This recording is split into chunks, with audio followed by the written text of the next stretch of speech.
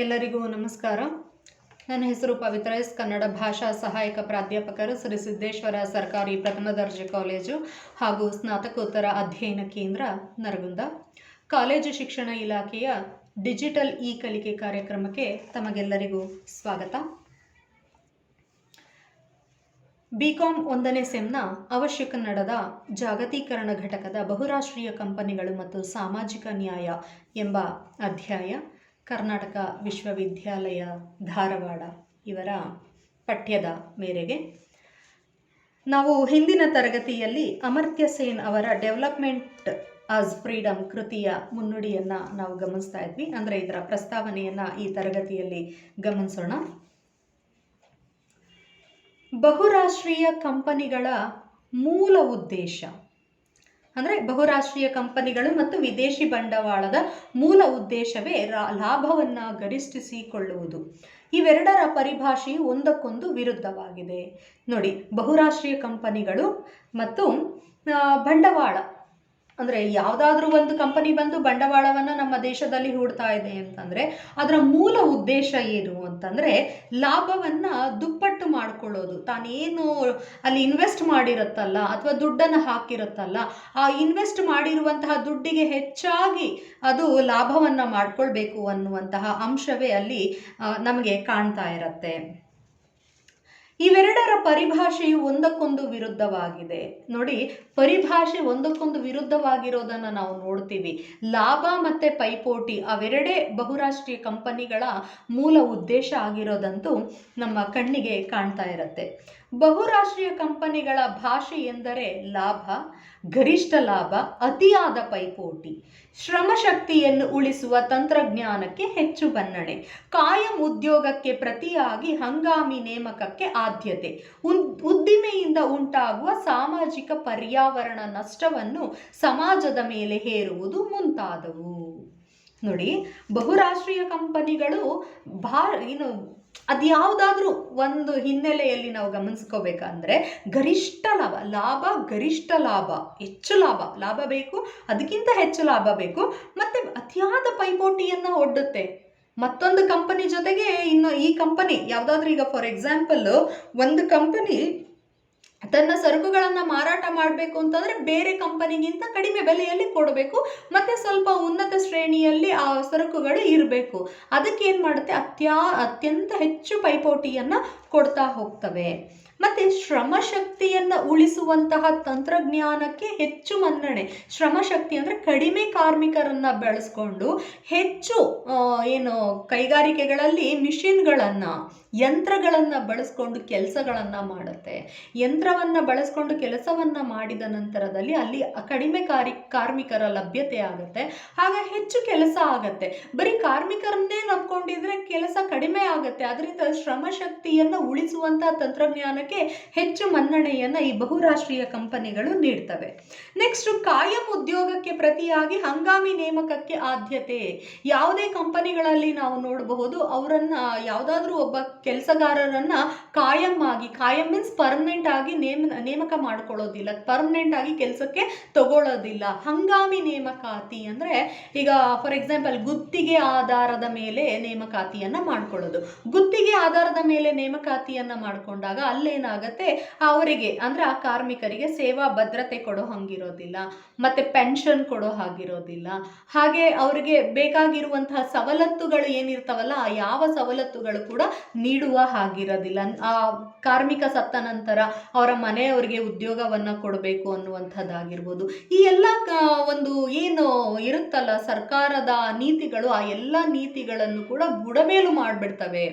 ಅದರಿಂದ ಹಂಗಾಮಿ ನೇಮಕಕ್ಕೆ ಹೆಚ್ಚು ಆದ್ಯತೆಯನ್ನು ಕೊಡ್ತಾರೆ. ಉದ್ದಿಮೆಯಿಂದ ಉಂಟಾಗುವ ಸಾಮಾಜಿಕ ಪರ್ಯಾವರಣ ನಷ್ಟವನ್ನು ಸಮಾಜದ ಮೇಲೆ ಹೇರುವುದು. ನೋಡಿ, ಒಂದು ಯಾವುದಾದ್ರೂ ಉದ್ಯಮ ಲಾಸ್ ಆಗ್ತಾ ಇದೆ ಅಂತಂದ್ರೆ ಅದಕ್ಕೆ ಕಾರಣ ಏನು ಅಂತಂದ್ರೆ ಸಮಾಜ. ಅಲ್ಲಿ ಸರಿಯಾಗಿ ನಮಗೆ ಯಾವುದೇ ಸವಲತ್ತುಗಳು ಸಿಗ್ತಾ ಇಲ್ಲ, ಸವಲತ್ತುಗಳು ಸಿಗದೆ ಇರೋದ್ರಿಂದ ಕಾರ್ಮಿಕರು ಸರಿಯಾಗಿ ಕೆಲಸ ಮಾಡ್ತಿಲ್ಲ. ಇದರಿಂದ ಈ ಸಮಾಜವೇ ಇದಕ್ಕೆ ಹೊಣೆಗಾರಿಕೆ ಅಂತ ಹೇಳ್ಬಿಡ್ತಾರೆ. ನೆಕ್ಸ್ಟ್, ಅವ್ರಿಗೇನಾದ್ರೂ ಹೆಚ್ಚು ಲಾಭ ಆಯಿತು ಅಂತಂದ್ರೆ ಆ ಲಾಭವನ್ನ ತಮ್ಮ ಕಂಪನಿಯೇ ಮಾಡಿದೆ, ನಮ್ಮ ಕಂಪನಿಯಲ್ಲಿರುವಂಥ ಕೆಲಸಗಾರರು, ನಮ್ಮ ಕಂಪನಿಯ ಒಂದು ಶ್ರೇಷ್ಠತೆ ಹೀಗಿದೆ ಅಂತ ಹೇಳ್ಕೊಳ್ತಾ ಹೋಗ್ತಾರೆ. ಈಗ ನಾವೇ ಆಗಿರ್ಬೋದು, ನಾವೇನಾದ್ರೂ ತಪ್ಪು ಮಾಡಿದ್ರೆ ಏನು ಮಾಡ್ತೀವಿ, ಅದನ್ನು ಬೇರೆಯವ್ರ ಮೇಲೆ ಹಾಕ್ಬಿಡ್ತೀವಿ. ಒಂದು ವೇಳೆ ನಾವು ಒಳ್ಳೇದು ಮಾಡಿದರೆ ನಾವು ಮಾಡಿದ್ವಿ ಅಂತ ಹೇಗೆ ಹೇಳ್ಕೊಳ್ತೀವೋ ಹಾಗೆ ಕಂಪನಿಗಳು ಕೂಡ ಹೇಳ್ಕೊಳ್ತವೆ. ನೆಕ್ಸ್ಟು, ಬಹುರಾಷ್ಟ್ರೀಯ ಕಂಪನಿಗಳಿಂದ ಉದ್ದಿಮೆಗಾರರಿಗೆ, ಬಂಡವಾಳಿಗರಿಗೆ ಗರಿಷ್ಠ ಲಾಭ ಉಂಟಾಗುತ್ತದೆ ವಿನಃ ಸಮಾಜಕ್ಕೆ ಅವುಗಳಿಂದ ಅನುಕೂಲಕ್ಕಿಂತ ಹಾನಿ ನಷ್ಟವೇ ಅಧಿಕ. ನೋಡಿ, ಬಹುರಾಷ್ಟ್ರೀಯ ಕಂಪನಿಗಳಿಂದ ಉದ್ದಿಮೆಗಾರರಿಗೆ ಅನುಕೂಲ ಆಗತ್ತೆ, ಬಂಡವಾಳಿಗರಿಗೆ ಅಂದರೆ ಬಂಡವಾಳ ಹೂಡುವವರಿಗೆ ಹೆಚ್ಚು ಲಾಭ ಆಗತ್ತೆ. ಆದರೆ ಸಮಾಜಕ್ಕೆ ಅವುಗಳಿಂದ ಅನುಕೂಲಕ್ಕಿಂತ ಅನಾನುಕೂಲ ಜಾಸ್ತಿ ಆಗತ್ತೆ. ಅನಾನುಕೂಲ ಹೇಗಾಗತ್ತೆ ಅಂದರೆ ಅವ್ರಿಗೆ ಬೇಕಾಗಿರೋದೇನು, ಬರೀ ಲಾಭ ಅಷ್ಟೇ. ಅವ್ರು ಯಾರು ಇಲ್ಲಿ ಬಂದು ಶ್ರಮವನ್ನು ವಹಿಸಿ ಕೆಲಸವನ್ನು ಮಾಡೋದಿಲ್ಲ, ಕೆಲಸಗಾರರನ್ನು ಇಟ್ಕೊಂಡಿರ್ತಾರೆ. ಮತ್ತು ಆ ಕೆಲಸಗಾರರು ಮಾಡುವಂಥ ಕೆಲಸದಿಂದ ಅವರಿಗೆ ಹೆಚ್ಚು ಲಾಭ ಬಂದು ಆ ಲಾಭವನ್ನು ಬಳಸ್ಕೊಂಡು ಇವರು ಐಷಾರಾಮಿ ಜೀವನವನ್ನು ನಡೆಸ್ತಾ ಇರ್ತಾರೆ. ಆದರೆ ಸಮಾಜದಲ್ಲಿರುವಂತಹ ಯಾವುದಾದ್ರೂ ಒಂದು ಫ್ಯಾಕ್ಟ್ರಿಯನ್ನು ಓಪನ್ ಮಾಡಿದ್ಮೇಲೆ ಆ ಸಮಾಜದಲ್ಲಿ ಏನಾಗುತ್ತೆ, ಅಥವಾ ಆ ಒಂದು ಪರಿಸರ ಮಾಲಿನ್ಯ ಆಗುತ್ತೆ. ಆ ಪರಿಸರ ಮಾಲಿನ್ಯದಿಂದ ಉಂಟಾಗುವಂತಹ ಹಲವಾರು ಕಾಯಿಲೆಗಳಿಗೆ ಇವರು ಜವಾಬ್ದಾರರಾಗಿರ್ತಾರೆ, ಆದರೆ ಹೊಣೆಯನ್ನು ಹೊತ್ಕೊಳ್ಳೋದಿಲ್ಲ. ಇದನ್ನು ನಾವು ಬಹಳ ಸೂಕ್ಷ್ಮವಾಗಿ ಗಮನಿಸಬೇಕಾಗತ್ತೆ. ಕೈಗಾರಿಕೀಕರಣ ಅಥವಾ ವಿನಾಶ. ನೋಡಿ, ಕೈಗಾರಿಕೀಕರಣ ಅಥವಾ ವಿನಾಶ ಅಂತ ಸರ್ ಎಂ ವಿಶ್ವೇಶ್ವರಯ್ಯನವರು ಹೇಳ್ತಾರೆ. ಕೈಗಾರಿಕೀಕರಣವನ್ನು ನಾವು ಅಳವಡಿಸ್ಕೊಳ್ಬೇಕು, ಇಲ್ಲ ಅಂತಂದರೆ ನಾಶ ಆಗ್ಬಿಡ್ತೀವಿ ಅಂತ ಹೇಳ್ತಾರೆ. ಅಂದರೆ ಈ ಒಂದು ಪರಿಕಲ್ಪನೆಯಲ್ಲಿ ನಮ್ಮ ದೇಶ ಇತ್ತು. ಕೈಗಾರಿಕೀಕರಣ ಅಥವಾ ವಿನಾಶ ಎಂದು ಹೇಳುತ್ತಿದ್ದೆವು, ಆದರೆ ಇಂದು ಇದನ್ನು ಬದಲಾಯಿಸಬೇಕಿದೆ. ಇಂದು ನಮ್ಮ ಮುಂದಿರುವ ಘೋಷಣೆ ಎಂದರೆ ಕೈಗಾರಿಕೀಕರಣ ಅಥವಾ ವಿನಾಶ ಎರಡೂ ಏಕಕಾಲಕ್ಕೆ ನಡೆಯುವ ಸಂಗತಿಗಳಾಗಿವೆ.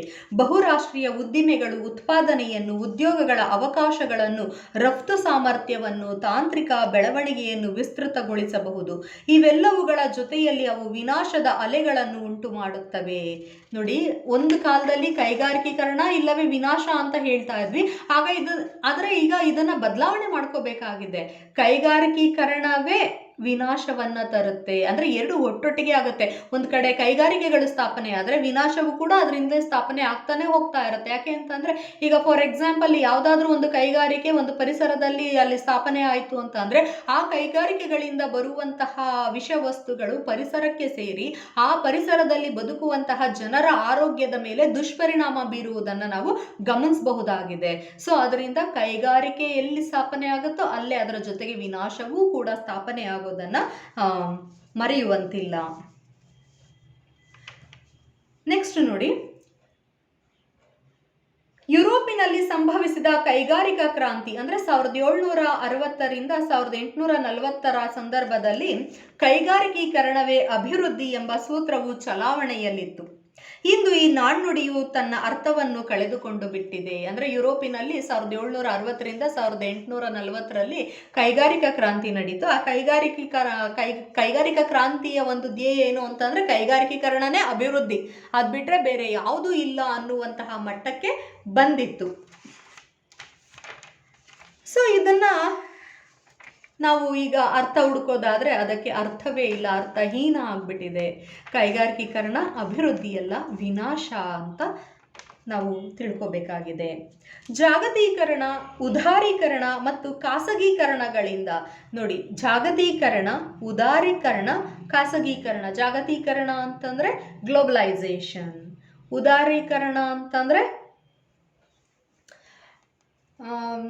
ಅದೇನು ಲಿಬ್ರಲೈಸೇಷನ್ ಆ್ಯಂಡ್ ಪ್ರೈವೇಟೈಸೇಷನ್. ಖಾಸಗೀಕರಣ ಅಂತಂದರೆ ಪ್ರೈವೇಟೈಸೇಷನ್. ಇವುಗಳಿಂದ ಕೂಡಿದ ಮಹಾಪ್ರಸ್ಥಾನದಲ್ಲಿ ಪ್ರಭುತ್ವವು ಹಿಂದೆ ಸರಿದು ಮಾರುಕಟ್ಟೆ ಶಕ್ತಿಗಳು ಅಧಿಕಾರಕ್ಕೆ ಬಂದ ಮೇಲೆ ಬಹುರಾಷ್ಟ್ರೀಯ ಕಂಪನಿಗಳ ಸಾಮಾಜಿಕ ನ್ಯಾಯ ಸಾಧ್ಯವಿಲ್ಲ ಎಂಬುದಕ್ಕೆ ಅವುಗಳಿಂದ ಉಂಟಾಗುತ್ತಿರುವ ಒಂದೇ ಒಂದು ದುಷ್ಪರಿಣಾಮವಾದ ಪರಿಸರ ನಾಶವನ್ನು ಹೆಸರಿಸಿದರೆ ಸಾಕು ಎಂದು ಕಾಣುತ್ತದೆ. ನೋಡಿ, LPG, ಲಿಬ್ರಲೈಸೇಷನ್, ಪ್ರೈವೇಟೈಸೇಷನ್, ಗ್ಲೋಬಲೈಸೇಷನ್, ಇದರ ಒಂದು ನಾವು ಹಿನ್ನೆಲೆಯನ್ನು ನಾವು ತಿಳ್ಕೊಳ್ತಾ ಹೋದರೆ ಅದು ಬೇರೇನೂ ಅಲ್ಲ, ನಮ್ಮ ಒಂದು ಅಂತಃಸತ್ವದ ಅಥವಾ ಜನರ ಜೀವನದ, ಮನುಷ್ಯ ಜೀವನದ ಒಂದು ಅಂತ್ಯ ಅಂತಲೇ ಹೇಳ್ಬೋದು. ಇದರಿಂದ ಸಾಮಾಜಿಕ ನ್ಯಾಯ ಅನ್ನೋದು ಸಾಧ್ಯ ಆಗ್ತಾ ಇಲ್ಲ. ಸಾಮಾಜಿಕ ನ್ಯಾಯ ಅಂತಂದ್ರೇನು ಅಂತಂದರೆ ತೀರಾ ಬಡವರಿಗೆ ಅವರಿಗೆ ಬೇಕಾಗಿರುವಂತಹ ಅಗತ್ಯತೆಗಳನ್ನು ಪೂರೈಸಬೇಕು, ಅಥವಾ ಪೂರೈಸೋದಕ್ಕೆ ನಾವು ಪ್ರಯತ್ನನಾದರೂ ಪಡಬೇಕು. ಆದರೆ ಇಲ್ಲಿ ಹಾಗಲ್ಲ, ಎಲ್ಲರೂ ಒಂದೇ, ತೀರಾ ಶ್ರೀಮಂತನೂ ಒಂದೇ, ತೀರಾ ಬಡವನೂ ಒಂದೇ. ಈ ರೀತಿಯಲ್ಲಿ ಲೆಕ್ಕಾಚಾರದಲ್ಲಿ ಈ ಬಹುರಾಷ್ಟ್ರೀಯ ಕಂಪನಿಗಳು ಸಾಮಾಜಿಕ ನ್ಯಾಯವನ್ನು ನೋಡ್ತಾ ಇರೋದನ್ನು ನಾವು ಗಮನಿಸ್ತೀವಿ. ಈ ಬಹುರಾಷ್ಟ್ರೀಯ ಕಂಪನಿಗಳಿಂದ ಉಂಟಾಗ್ತಾ ಇರುವಂಥದ್ದೇನು ಅಂತಂದರೆ ಪರಿಸರ ನಾಶ. ಈ ಪರಿಸರ ನಾಶ ಒಂದನ್ನು ನಾವು ತಗೊಂಡ್ರೆ ಸಾಕು, ಬೇರೆಲ್ಲವೂ ಕೂಡ ಅದರ ಜೊತೆಗೆ ಬಂದ್ಬಿಡ್ತವೆ. ಯಾವ ಪರಿಸರದಲ್ಲಿ ಶುದ್ಧವಾದ ಗಾಳಿ ಇರೋದಿಲ್ವೋ, ಯಾವ ಪರಿಸರದಲ್ಲಿ ಶುದ್ಧವಾದ ಮಣ್ಣಿರೋದಿಲ್ವೋ, ಯಾವ ಪರಿಸರದಲ್ಲಿ ಶುದ್ಧವಾದ ನೀರಿರೋದಿಲ್ವೋ, ಆ ಪರಿಸರ ಸಂಪೂರ್ಣವಾಗಿ ತನ್ನ ಹತೋಟಿಯನ್ನು ಕಳ್ಕೊಂಡು ಮನುಷ್ಯನಿಗೆ ಹಲವಾರು ಕಾಯಿಲೆಗಳನ್ನು, ಮನುಷ್ಯನಿಗಷ್ಟೇ ಅಲ್ಲ ಅಲ್ಲಿರುವಂತಹ ಪ್ರಾಣಿ ಪಕ್ಷಿಗಳಿಗೂ ಕೂಡ ಹಲವಾರು ಕಾಯಿಲೆಗಳನ್ನು ತಂದೊಡ್ಡುವಂತಹ ಪರಿಸ್ಥಿತಿಯನ್ನು ನಾವು ಗಮನಿಸ್ತಾ ಇದ್ದೀವಿ. ಮುಂದೆ ನಮ್ಮ ದೇಶದಲ್ಲಿ ಬಹುರಾಷ್ಟ್ರೀಯ ಕಂಪನಿಗಳು ತಂಡೋಪತಂಡವಾಗಿ ಗಣಿಗಾರಿಕೆ, ವಿದ್ಯುತ್ ವಲಯ, ಕಲ್ಲಿದ್ದಲು ಕ್ಷೇತ್ರ, ಪೆಟ್ರೋಲಿಯಂ, ಮೀನುಗಾರಿಕೆ, ಟೆಲಿಸಂಪರ್ಕ, ಶಿಕ್ಷಣ, ಆರೋಗ್ಯ, ವಿಮೆ, ಆಟೋಮೊಬೈಲ್, ಉದ್ದಿಮೆ ಮುಂತಾದ ಕ್ಷೇತ್ರಗಳಲ್ಲಿ ಪ್ರವೇಶ ಮಾಡುತ್ತಿವೆ. ಇವೆಲ್ಲವೂ ದೇಶದ ಸಂಪತ್ತನ್ನು ಇಮ್ಮಡಿ ಮುಮ್ಮಡಿಗೊಳಿಸುತ್ತಿವೆ. ನೋಡಿ, ಬಹುರಾಷ್ಟ್ರೀಯ ಕಂಪನಿಗಳು ಕೇವಲ 1-2 ವಲಯಗಳಲ್ಲಷ್ಟೇ ಇಲ್ಲ, ಗಣಿಗಾರಿಕೆಯಲ್ಲಿದೆ, ವಿದ್ಯುತ್ತಲ್ಲಿದೆ, ಕಲ್ಲಿದ್ದಲು, ಪೆಟ್ರೋಲ್ ಇಲ್ಲ ಅಂತಂದರೆ ಇಡೀ ನಾವು ಏನು ಸ್ತಬ್ಧ ಆಗಿಬಿಡತ್ತೆ ಜಗತ್ತು ಇವತ್ತು. ಟೆಲಿಸಂಪರ್ಕ ಅಂದರೆ ಮೊಬೈಲ್ ಫೋನ್ಸ್, ಶಿಕ್ಷಣ, ಎಜುಕೇಷನ್, ಆರೋಗ್ಯ, ಹೆಲ್ತ್, ವಿಮೆ, ಇನ್ಶೂರೆನ್ಸ್, ಆಟೋಮೊಬೈಲ್ಸ್, ಇವುಗಳನ್ನೆಲ್ಲ ನಾವು ಗಮನಿಸ್ತಾ ಇದ್ದೀವಿ. ಇವುಗಳಲ್ಲಿ ಸರ್ಕಾರದ ಜೊತೆಗೆ ಖಾಸಗಿಯವರು ಕೂಡ ಬಹಳಷ್ಟು ಪೈಪೋಟಿಯನ್ನು ನೀಡ್ತಾ ಇದ್ದಾರೆ. ಇವತ್ತು ಸರ್ಕಾರ ಗೆಲ್ತಾ ಇರುವಂಥದ್ದು ತೀರಾ ಕಡಿಮೆ, ಖಾಸಗಿಯವರೇ ಹೆಚ್ಚು ಪಾಲನ್ನು ಪಡ್ಕೊಂಡು ಹೋಗ್ತಾ ಇದ್ದಾರೆ. ಇವತ್ತು ಯಾವುದೂ ಕೂಡ ನಮಗೆ ಕಡಿಮೆ ಬೆಲೆಗೆ ದಕ್ತಾ ಇಲ್ಲ. ಸರ್ಕಾರ ಇರೋ ಕಡೆ ಖಾಸಗಿ ಎಲ್ಲಿ ಪೈಪೋಟಿ ನೀಡಿ ಗೆಲ್ಲುತ್ತೋ ಅಲ್ಲಿ ನಮಗೆ ಹೆಚ್ಚು ಬೆಲೆಗಳಾಗ್ತಾ ಇರೋದನ್ನು ಗಮನಿಸ್ಬೋದು. ಇವತ್ತು ನಾವು ಪೆಟ್ರೋಲ್ ರೇಟನ್ನು ಗಮನಿಸಿ, ವಿದ್ಯುತ್ ಬಿಲ್ಲನ್ನು ಗಮನಿಸಿ, ಮತ್ತು ಅಡುಗೆ ಎಣ್ಣೆಯನ್ನು ಗಮನಿಸಿ, ಎಲ್ಲದರಲ್ಲೂ ಪ್ರೈವೇಟೈಸೇಷನ್ ಆಗೋಗಿದೆ. ಆ ಪ್ರೈವೇಟೈಸೇಷನ್ ಆಗ್ತಾ ಇರೋದ್ರಿಂದ ಬೆಲೆಗಳು ಗಗನಕ್ಕೇರ್ತಾ ಇದ್ದಾವೆ, ಆದರೆ ಜನರ ಆದಾಯ ಮಾತ್ರ ಡಬಲ್ ಆಗ್ತಾ ಇಲ್ಲ. ಆದರೆ ಒಂದು ಕಡೆ ಮಾತ್ರ ಬಹುರಾಷ್ಟ್ರೀಯ ಕಂಪನಿಗಳಿರೋದ್ರಿಂದ ಏನಾಗ್ತಾ ಇದೆ ಅಂದರೆ ದೇಶದ ಸಂಪತ್ತನ್ನು ಇಮ್ಮಡಿ ಮುಮ್ಮಡಿಗೊಳಿಸುತ್ತಿವೆ. ದೇಶದ ಸಂಪತ್ತು ಮಾತ್ರ ಜಾಸ್ತಿ ಆಗ್ತಾ ಇದೆ. ಇಮ್ಮಡಿ ಅಂದರೆ 2 ಪಟ್ಟು, ಮುಮ್ಮಡಿ ಅಂದರೆ 3 ಪಟ್ಟು ಜಾಸ್ತಿ ಆಗ್ತಾ ಇದೆ. ಆದರೆ ಜನರ ಬದುಕು ಮಾತ್ರ ಜರ್ಜರಿತವಾಗ್ತಾ ಇದೆ. ಜನರ ಬದುಕು ಮಾತ್ರ ಸುಧಾರಣೆ ಆಗ್ತಾ ಇಲ್ಲ.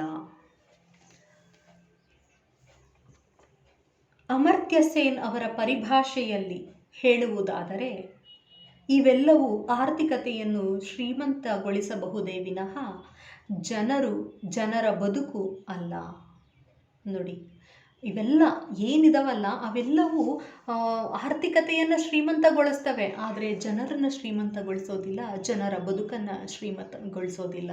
ದೇಶ ಅಂದರೆ ಜನರು ಅಂದರೆ ದೇಶ. ಜನರೇ ಇಲ್ಲ ಅಂತಂದರೆ ದೇಶ ಎಲ್ಲಿಂದ ಬರುತ್ತೆ ಅಂತ ನಾವು ಆಲೋಚನೆ ಮಾಡಬೇಕಾಗಿದೆ. ಕೇವಲ ಬೆರಳೆಣಿಕೆಯಷ್ಟಿರುವಂತಹ ಶ್ರೀಮಂತರಿಗೋಸ್ಕರ ಕೋಟ್ಯಾಂತರ ಸಂಖ್ಯೆಯಲ್ಲಿರುವಂತಹ ಬಡವರ ಜೀವನವನ್ನು, ಭವಿಷ್ಯವನ್ನು ಬಲಿ ಕೊಡ್ತಾ ಇರೋದನ್ನು ನಾವು ಗಮನಿಸ್ತಾ ಹೋಗ್ಬೋದು. ಮುಂದೆ ಅಮರ್ತ್ಯ ಸೇನ್ ಅವರ ಪರಿಭಾಷೆಯಲ್ಲಿ ಹೇಳೋದಾದರೆ ಅಂದರೆ ಆರ್ಥಿಕತೆಯನ್ನು ಶ್ರೀಮಂತಗೊಳಿಸಬಹುದು, ಆದರೆ ಜನರ ಬದುಕನ್ನು ಶ್ರೀಮಂತಗೊಳಿಸೋದಕ್ಕೆ ಸಾಧ್ಯ ಇಲ್ಲ. 1949ರಲ್ಲಿ ಅಮೆರಿಕೆಯ ಅಧ್ಯಕ್ಷ ಹ್ಯಾರಿ ಟ್ರೂಮನ್ ನೀಡಿದ ಅಭಿವೃದ್ಧಿಯ ಕೀಲಿಕೈ ಎಂದರೆ ಹೆಚ್ಚು ಉತ್ಪಾದನೆ ಎಂಬ ಸೂತ್ರವನ್ನು ನಂಬಿ ನಡೆಯುತ್ತಿದ್ದೇವೆ. ನೋಡಿ, ಹ್ಯಾರಿ ಟ್ರೂಮನ್ ಅಂತ ಹೇಳ್ತಾನೆ, ಅಭಿವೃದ್ಧಿಯ ಕೀಲಿಕೈ ಅಂತಂದರೆ ಹೆಚ್ಚು ಉತ್ಪಾದನೆ. ಹೌದು, ಹೆಚ್ಚು ಉತ್ಪಾದನೆ ಮಾಡ್ತೀರಿ, ಅದನ್ನು ಕೊಂಡುಕೊಳ್ಳುವಂತಹ ಶಕ್ತಿ ಜನರಿಗೆ ಇದೆಯಾ? ಏನನ್ನ ಉತ್ಪಾದನೆ ಮಾಡ್ತಾ ಇದ್ದೀರಿ? ಯಾರಿಗಾಗಿ ಉತ್ಪಾದನೆ ಮಾಡ್ತಾ ಇದ್ದೀರಿ? ಹೇಗೆ ಉತ್ಪಾದನೆ ಮಾಡ್ತಾ ಇದ್ದೀರಿ? ಎಕನಾಮಿಕ್ಸಲ್ಲಿ ಬರುತ್ತೆ 3 ಪ್ರಶ್ನೆಗಳು. ಏನನ್ನು, ಯಾರಿಗೆ, ಯಾಕೆ ಅನ್ನುವಂತಹ ಪ್ರಶ್ನೆಗಳನ್ನು ನಾವು ಮುಂದೆ ಹಾಕ್ಕೊಳ್ತಾ ಹೋಗಬೇಕಾಗತ್ತೆ. ಏನನ್ನು ಉತ್ಪಾದನೆ ಮಾಡ್ತಾ ಇದ್ದೀರಿ? ಯಾರಿಗಾಗಿ ಉತ್ಪಾದನೆ ಮಾಡ್ತಾ ಇದ್ದೀರಿ? ಎಲ್ಲಿ ಉತ್ಪಾದನೆ ಮಾಡ್ತಾ ಇದ್ದೀರಿ? ಆ ಉತ್ಪಾದನೆ ಯಾರನ್ನ, ಯಾವ ಜೀವನವನ್ನು ಅವಲಂಬಿಸಿದೆ? ಅದರ ಕ್ವಾಲಿಟಿ ಹೇಗಿದೆ ಇದೆಯಲ್ಲ, ಬೆಲೆ, ಬೇಡಿಕೆ, ಪೂರೈಕೆ ಅನ್ನುವಂಥ ಅಂಶಗಳು, ಆ ಅಂಶಗಳನ್ನು ನಾವು ಗಮನಿಸ್ಕೊಳ್ತಾ ಹೋಗಬೇಕಾಗತ್ತೆ. ಇಂದು ಬಹುರಾಷ್ಟ್ರೀಯ ಕಂಪನಿಗಳು ನಮ್ಮ ದೇಶ ಅಥವಾ ರಾಜ್ಯದಲ್ಲಿ ಬಂಡವಾಳ ಹೂಡಿದರೆ ಮಾತ್ರ ನಮ್ಮನ್ನು ಕಾಡುತ್ತಿರುವ ಹಸಿವು, ಬಡತನ, ಅಪೌಷ್ಟಿಕತೆ, ಅನಕ್ಷರತೆ, ಅನಾರೋಗ್ಯ ಮುಂತಾದವುಗಳ ಪರಿಹಾರ ಸಾಧ್ಯ ಎಂದು ಹೇಳಲಾಗುತ್ತಿದೆ. ನೋಡಿ, ನಾವು ಪಟ್ಟಿಯನ್ನು ಕಟ್ಕೊಂಡ್ಬಿಟ್ಟಿದ್ದೀವಿ ಕಣ್ಣಿಗೆ. ಯಾವುದಾದ್ರೂ ಒಂದು ಮಲ್ಟಿನ್ಯಾಷನಲ್ ಕಂಪನಿ ಬಂದು ನಮ್ಮ ದೇಶದಲ್ಲಿ ಇಲ್ಲಿ ತಮ್ಮ ಹೂಡಿಕೆಯನ್ನು ಮಾಡಿದ್ರೆ ಮಾತ್ರ ನಮ್ಮ ಉದ್ಧಾರ ಸಾಧ್ಯ ಅನ್ನೋದನ್ನು ನಾವು ತಿಳ್ಕೊಂಡ್ಬಿಟ್ಟಿದ್ದೀವಿ. ಅಂದರೆ ಹೇಗೆ ಈ ಕುದುರೆಗೆ ಆ ಕಡೆ ಈ ಕಡೆ ನೋಡಬಾರ್ದು ಅಂತ ಪಟ್ಟಿಯನ್ನು ಕಟ್ಬಿಟ್ಟಿರ್ತಾರಲ್ಲ, ಹಾಗೆ ನಮಗೆ ಅಭಿವೃದ್ಧಿ ಆಗಬೇಕು ಅಂತಂದರೆ ಬೇರೆ ರಾಷ್ಟ್ರದ ಕಂಪನಿಗಳು ಬಂದು ನಮ್ಮಲ್ಲಿ ಹೂಡಿಕೆಯನ್ನು ಮಾಡಬೇಕು, ಬಹುರಾಷ್ಟ್ರೀಯ ಕಂಪನಿಗಳನ್ನು ಇಲ್ಲಿ ಹುಟ್ಟು ಹಾಕಬೇಕು. ಆಗ ಮಾತ್ರನೇ ನಮ್ಮಲ್ಲಿರುವಂತಹ ನಿರುದ್ಯೋಗ, ಬಡತನ, ಹಸಿವು, ಅಪೌಷ್ಟಿಕತೆ, ಅನಕ್ಷರತೆ ಎಲ್ಲವೂ ದೂರ ಆಗ್ಬಿಡತ್ತೆ ಅನ್ನುವಂತಹ ಭ್ರಮೆಯನ್ನು ಹುಟ್ಟಿಸ್ತಾ ಇದ್ದಾರೆ. ಹೌದು, ಒಂದು ಕಂಪನಿ ಸ್ಟಾರ್ಟ್ ಆಗತ್ತೆ. ಆ ಕಂಪನಿ ಸ್ಟಾರ್ಟ್ ಆದಮೇಲೆ ನಾವೆಲ್ಲರೂ ಅಲ್ಲಿ ಜೀತಗಾರರಾಗಿ, ಕೆಲಸಗಾರರಾಗಿ ಹೋಗ್ತೀವಿ. ಆ ಹೋದ ನಂತರದಲ್ಲಿ ನಮ್ಮ ಜೀವನ ಸಂಪೂರ್ಣವಾಗಿ ಬದಲಾಗ್ಬಿಡತ್ತಾ? ಆ ಕಂಪನಿಗಳಿಂದ ಜನರ ಆರೋಗ್ಯ ಹೆಚ್ಚಾಗತ್ತಾ? ಅಥವಾ ಅವರ ಆದಾಯ ಏನೋ ಡಬಲ್ ಆಗತ್ತೆ. ಆ ಡಬಲ್ ಆಗಿರುವಂತಹ ಆದಾಯವನ್ನ ಬಳಸ್ಕೊಳ್ಳಿಕ್ಕೆ ಅವರಿಗೆ ಸಮಯ ಸಿಗ್ತಾ ಇರತ್ತಾ? ಅದನ್ನ ನಾವು ಯೋಚನೆ ಮಾಡೋದೇ ಇಲ್ಲ. ಈ ರೀತಿಯ ಬೋಧನೆಯನ್ನು ವಾಷಿಂಗ್ಟನ್ ಕನ್ಸೆನ್ಸಸ್ ಎಂದು ಕರೆಯಲಾಗುತ್ತದೆ. ನೋಡಿ, ಈ ರೀತಿಯ ಬೋಧನೆಯನ್ನ ವಾಷಿಂಗ್ಟನ್ ಕನ್ಸೆನ್ಸಸ್ ಅಂತ ಕರೀತಾರೆ. ಏನು ವಾಷಿಂಗ್ಟನ್ ಕನ್ಸೆನ್ಸಸ್ ಅಂದರೆ ಒಂದು ಭ್ರಮೆಯಲ್ಲಿ ಬದುಕುವುದು. ಒಂದು ಭ್ರಮೆಯಲ್ಲಿ ಯಾವುದಾದ್ರೂ ಕಂಪನಿ ಬಂದು ನಮ್ಮ ಒಂದು ದೇಶದಲ್ಲಿ ಕಂಪನಿಯನ್ನು ಅಥವಾ ಯಾವುದೋ ಒಂದು ಕಂಪನಿಯನ್ನು ಓಪನ್ ಮಾಡುತ್ತೆ, ಅಲ್ಲಿ ಅದು ಹೂಡಿಕೆ ಮಾಡುತ್ತೆ. ಹೂಡಿಕೆ ಮಾಡಿದ ನಂತರದಲ್ಲಿ ಆ ದೇಶದ ಆರ್ಥಿಕತೆ ಡಬಲ್ ಆಗುತ್ತೆ, ಅಲ್ಲಿಗೆ ಆ ದೇಶ ಅಭಿವೃದ್ಧಿ ಆಗುತ್ತೆ. ಬೇರೆ ಏನೂ ಇಲ್ಲ.